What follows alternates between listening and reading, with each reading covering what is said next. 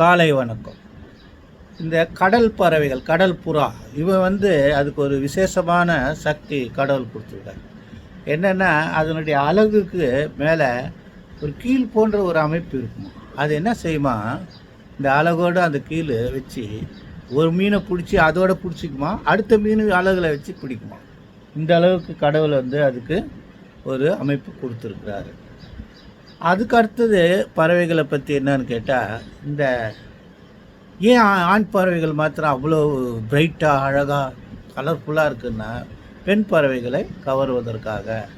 அப்படி பெண் பறவைகளுடைய இறகுகள் எளிதாக வளையக்கூடியதாக இருக்குமா. ஏன்னு கேட்டால், அது தன்னுடைய முட்டைகளை அடை காக்கும்போது எதிரிகளிடமிருந்து அந்த முட்டைகளை காப்பதற்காக, அதையே மூடி அதை காப்பதற்காக அந்த பெண் பறவைகளுடைய ரெக்கைகள். இது இல்லாமல் என்னன்னு கேட்டால், அது இந்த கலர்ஃபுல்லான பறவைகள், ஆண் பறவையாக இருந்தால் பெண் பறவை, அவங்களெல்லாம் பெரும்பாலும் மர உச்சியில் தான் வாழும். கலர் இல்லாமல் டல்லாக இருக்கிற பறவைகள்